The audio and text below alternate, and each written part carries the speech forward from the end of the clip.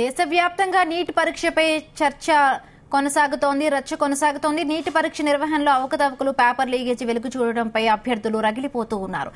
Neat ను రద్దు చేయాల్సిందేనని విద్యార్థులు డిమాండ్ చేస్తూ ఉన్నారు. ఫలితాలు వెలువడినప్పటి నుండి నీట్ పై పలు అనుమానాలు రేకెత్తుతూ ఉన్నాయి.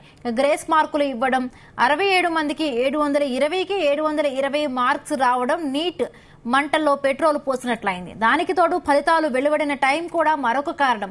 జూన్ 14న వెలువడాల్సిన రిజల్ట్స్ 10 రోజులకు ముందే ఎందుకు వచ్చాయి?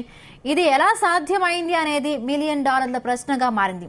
నీటి పరీక్ష చుట్టూ ఇన్ని సమస్యలు చుట్టుముట్టిన నేపథ్యంలో పరీక్షను రద్దు చేయాలంటూ విద్యార్థులు ఆందోళనలు చేస్తూ ఉన్నారు. మరి కేంద్రం విద్యార్థుల డిమాండ్కు తలగ్గుతుందా, లేక అవకతవకలు జరుగుతులేదన్న వాదనపై నిలబడుతుందో చూడాలి. మరి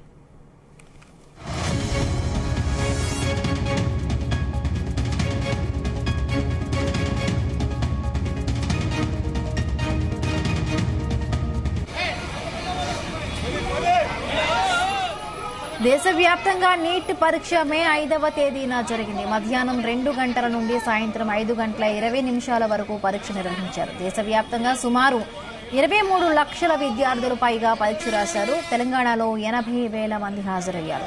నీట్ పరీక్షలో మొత్తం 720 మార్కులకు 700 దాటడం కష్టమన్న అభిప్రాయాలు వ్యక్తమవుతూ ఉన్నాయి. తెలంగాణలో కన్వీనర్ కోటాలో సీటు దక్కాలంటే కనీసం 440 మార్కులు వస్తే సరిపోతుందని చెబుతున్నారు. ఈ పరీక్ష ఫలితాలు జూన్ 14న వెల్లడిస్తామని జాతీయ పరీక్ష సంస్థ ప్రకటించింది.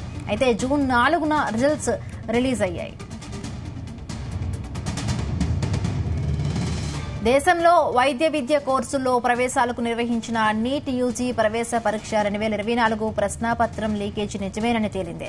ముందు రోజు రాత్రే నీట్ ప్రశ్నాపత్రం తమకు అందిందని బీహార్లో అరెస్టైన కొందరు విద్యార్థులు పోలీసుల ఎదుట అంగీకరించారు.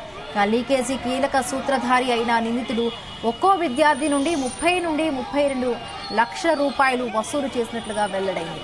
ఈ విషయాన్ని నిందితుడు అంగీకరించారు. కేంద్రం ఆదేశాల నేపథ్యంలోనే లీకేజీ ఆరోపణలపై దర్యాప్తుకు బీహార్ ప్రభుత్వం సిట్ను ఏర్పాటు చేసింది. ఇప్పటి వరకు 14 మందిని అరెస్టు చేశారు.